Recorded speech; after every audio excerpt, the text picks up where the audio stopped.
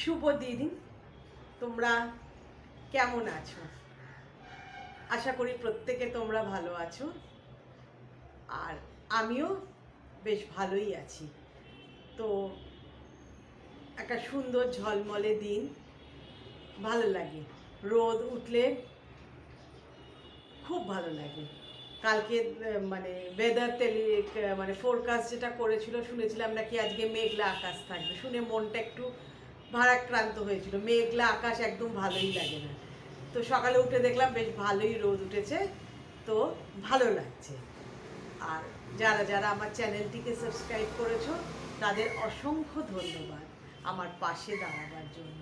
আর যারা যারা আমার চ্যানেলটিকে পছন্দ করনি, যদি আমাকে তোমাদের যোগ্য মনে করো, আমার কথাবার্তা যদি তোমাদের এতটুকু ভালো লাগে, প্লিজ আমার চ্যানেলটিকে সাবস্ক্রাইব করে আমার পাশে থেকো, আমার হাতটা শক্ত করে ধরে রেখো। তো আমি বললাম না আমি বেশ ভালো আছি, ভালো থাকারই কথা। পরপর 1 মাসের মধ্যে দুবার দেব দর্শন হলো, মানে জগন্নাথ স্বামী দুজনকে দর্শন, মানে দু জায়গায় দর্শন করলাম। তো মনটা স্বাভাবিকভাবেই খুব ভালো। প্রথমে আমি এই বিষয়ে কথাবার্তাও বলেছি, একটা ব্লগ করেছিলাম। আমি 2025-এর শেষের দিকে পুরী ধামে গেছিলাম।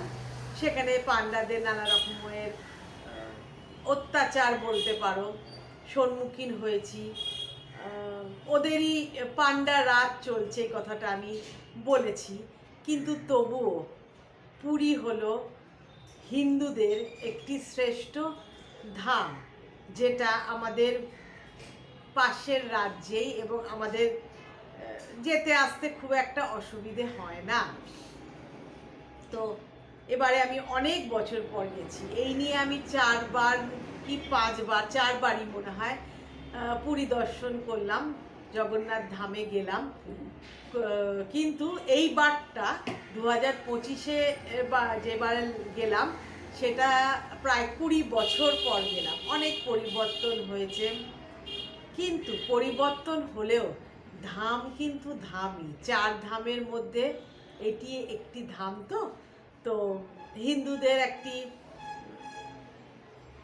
মানে একটা হিন্দুত্ব মনে হয় একটা, যে আমরা হিন্দু, ওখানে গেলে নিজেকে একটু গর্বিত বা একটু আনন্দ, মানে প্রফুল্ল তা আমরা প্রকাশ করতে পারি, যে আমাদেরও, মানে আমরাও এখনো বিলুপ্ত হয়ে যাইনি। অনেকক্ষণ লাইন দিতে হয়েছিল, যেটা আমি একবার ব্লগে বলেছিলাম। প্রায় 11:30টায়, মানে 11:30টার সময় আমি লাইনে দাঁড়িয়েছিলাম, এবং পুজো দিতে পারলাম 2টোর পর, এবং খুব ভিড়ের মধ্যে টালমাটাল অবস্থা। কিন্তু যে মুহূর্তে আমি ওই প্রভুর গৃহে গিয়ে, গর্ভগৃহে গিয়ে দাঁড়ালাম, মানছি অনেকটা দূর থেকে, একদম সামনে যেতে দেয় না এখন, অনেকটা দূর থেকে দেখলাম, কিন্তু দেখতে তো পেলাম।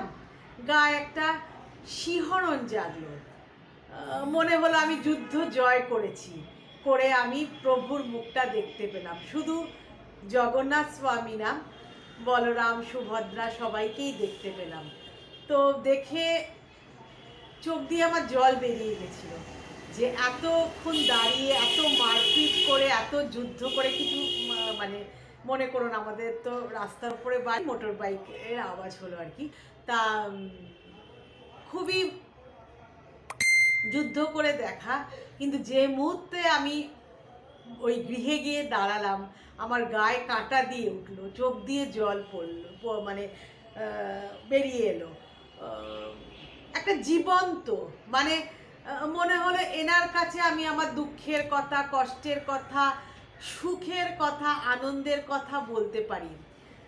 যেমন নিজের বাবা মায়ের কাছে বলা যায় না, যে কিছু হলে পরে আমরা বাবা মায়ের কাছেই তো আবদার করি।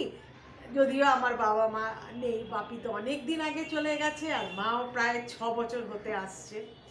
তো এখন আমাদের কাছে ওই ঈশ্বররাই আমাদের কাছে বাবা মা। তো পুরীর জগন্নাথ মন্দিরে গিয়ে আমার সেটাই মনে হয়েছিল, যে মন খুলে আমি আমার দুঃখে কষ্টের কথা, আমার যেগুলো পেয়েছি, মানে প্রাপ্তির কথা জানিয়ে ধন্যবাদ জানানো, এবং মনে তো দুঃখ কষ্ট থাকে, না পাওয়ার কিছু যন্ত্রণা থাকেই, সেগুলো আমি বলতে পেরেছি। আপন মনে হয়েছে, খুব আপন মনে হয়েছে, নিজের মনে হয়েছে, এবং এটাও মনে হয়েছে যে আমি তো জানিয়ে গেলাম, প্রভু নিশ্চয়ই আমার কথা শুনেছে। এবং যেমন মাথার উপরে বাবা মা থাকলে হয় না যে জিনিসটা, যে এটা ঠিক আছে, হয়ে যাবে, এই জিনিসটা হয়ে যাবে, চেষ্টা করব করে দিতে, ঠিক আমার সেটাই মনে হয়েছে। আর এবার একটি অন্য জায়গার কথা বলি। রিসেন্টলি এই 1 সপ্তাহ হলো আমি আমার স্কুল এবং কলেজ উভয় জায়গায় এদের আমি পেয়েছি। সেই 4জন বন্ধু, মানে আমাকে নিয়ে 4জনকে নিয়ে আমি দীঘায় গেছিলাম, এবং দীঘাতেও একটি জগন্নাথ মন্দির হয়েছে, সেখানে গেছি। খুব সুন্দর আলোকসজ্জা, যেহেতু আমি সন্ধেবেলায় গেছি, যে কারণে আমি আলোতে ঝলমল করছে জগন্নাথ মন্দির দেখতে পেয়েছি, এবং তার উল্টো দিকে জগন্নাথের মাসির বাড়ি, সবই দর্শন করেছি। এবং খুব সুন্দর, মানে সৌন্দর্যের দিক থেকে কিচ্ছু, মানে কোনো খুঁত নেই, বিশাল জায়গা এবং পরিষ্কার পরিপাটি, মানে এইটুকুনো ধুলো ময়লার তুমি পাবে না, মানে খুব ভালোভাবে যে মেনটেন করা হয় সেটাই বোঝা গেল। এবং প্রভুর নানা বই বিক্রি হচ্ছে, এবং ওখানে প্যারা, গজা এইসব কিনতেও পাওয়া যাচ্ছে, তুমি কিনে আনতে পারো। কিন্তু একটা জিনিসের আমি অভাব বোধ করেছি, সেটা হলো কি জানো, মনে না যেই যে পুরীর জগন্নাথ ধামে গিয়ে যে জিনিসটা আমার মনের টান বা হৃদয়ের ভেতরে একটা স্পন্দন হলো, যে বললাম না চোখ দিয়ে জল পড়ছিল, গায়ে কাঁটা দিয়েছিল, সেই শিহরণটা কিন্তু আমি পেলাম না, মানে আমার হলো না। এবার আমি ভুলও হতে পারি, এই নিয়ে কোনো তর্ক বিতর্কের ব্যাপার নয়। তোমাদের যদি কেউ কিছু একটা সুন্দর জিনিস দেয়, গিফট করে, সেটা তোমরা কি করি, সেটাকে হয়তো আমার সেটা ব্যবহার যোগ্য, অনেক সময় তো আমাদের শো পিসও দেয়, সেটা ঠাকুর দেবতারও মূর্তি হতে পারে বা যে কোনো কিছুই হতে পারে, সেটা আমরা কি করি, সযত্নে আমাদের আলমারিতে বা শোকেসে আমরা সাজিয়ে রেখে দিই না, শোকেসে। তো এইখানকার জগন্নাথ বলরাম সুভদ্রা যারা এখানে বিরাজমান, তাদের দেখে আমার সেটাই মনে হয়েছে, শোকেসে একটি শো পিস আমি দেখছি, মানে প্রাণের স্পন্দন বা প্রাণের টানটা আমি অনুভব করিনি।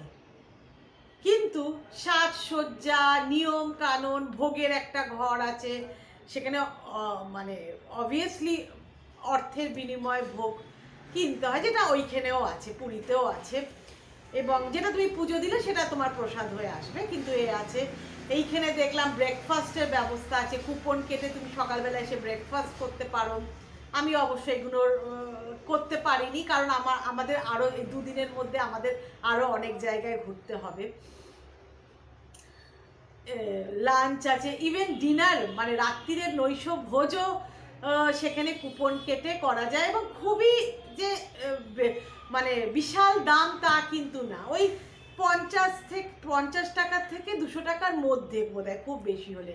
এবং আমি দেখে এলাম পরিষ্কার, যখন মন্দির থেকে মানে গর্ভগৃহে থেকে যখন বেরোচ্ছি, সেখানে দেখলাম নাম কীর্তন হচ্ছে, মানে সাজসজ্জা বা কি বলবো, চাকচিক্যর কোনো অভাব নেই। যখন গর্ভগৃহ থেকে বেরোলাম, সেখানে দেখলাম রন্ধনশালা, সেখানে মানে ঝকঝক করছে তোমার হাঁড়ি, কড়াই, কলসি যেখানে রান্না হয়, সেগুলো মানে পরিষ্কার পরিচ্ছন্ন, এবং অনেক মেয়েদেরও দেখলাম গায়ে অ্যাপ্রন পরে রাত্রিরে নৈশভোজের জন্য সব আয়োজন করছে, মানে একটু ত্রুটি নেই, কোনো নিয়ম বলছি, কোনো ব্যবস্থা, মানে কোনো ত্রুটি নেই। জুতো রেখে তোমাকে ঢুকতে হবে, একটা কাউন্টার আছে, সেটা মন্দিরের বাইরে, তারপর অনেকটা হেঁটে মন্দিরটা, যেটা পুরী ধামে ভেতরেই তোমার জুতো মোবাইল রাখার ব্যবস্থা আছে। এখানে তুমি মোবাইল নিয়ে ঢুকতে পারো, মানে এই দীঘার জগন্নাথ মন্দিরে তুমি মোবাইল নিয়ে ঢুকতে পারো, কিন্তু তুমি ফটো তুলতে পারবে না। বাইরেটা যত ইচ্ছে ফটো তোলো, কিন্তু ভেতরে গিয়ে তুমি ওই জগন্নাথ স্বামীর, বলরাম সুভদ্রার কারোর তুমি ছবি তুলতে পারবে না। আর সমানে নাম গান হচ্ছে, এবং বাইরেও ছোট ছোট মন্দির আছে, খুব সুন্দর, মানে সৌন্দর্যের দিক থেকে মানে সেরা বলতে পারি। কিন্তু কেন জানি না আমার ওই বিগ্রহদের দেখে আমার মনে কোনো স্পন্দন হয়নি। ওই যে বললাম, শো পিস মনে হয়েছে আমার, শোকেসে সাজানো শো পিস আমার মনে হয়েছে। এটাই তফাৎ আমি অনুভব করেছি। তো যারা যারা গেছো, দুটো জায়গাতেই যারা যারা ভিজিট করেছো, ভ্রমণ করেছো, তাদেরও কি আমার মতন এরকম মনে হয়েছে? যদি আমার কথায় কেউ আঘাত পেয়ে থাকো, তাহলে প্লিজ আমাকে ক্ষমা করে দিও। আমার যে উপলব্ধি, আমি যেটা বুঝতে পারলাম, সেটাই তোমাদের কাছে তুলে ধরলাম। প্লিজ কিছু তোমরা মনে করো না, আমি আমার উপলব্ধির কথাই তোমাদের বললাম, আমার এটা মনে হয়েছে। তো কেমন লাগলো প্লিজ তোমাদের কমেন্টের সাহায্যে জানিও। তোমাদের এক একটা কমেন্ট আমার কাছে প্রচণ্ড মূল্যবান, এবং প্লিজ আমার চ্যানেলটিকে সাবস্ক্রাইব করে আমার পাশে থেকো। Thank you, bye by.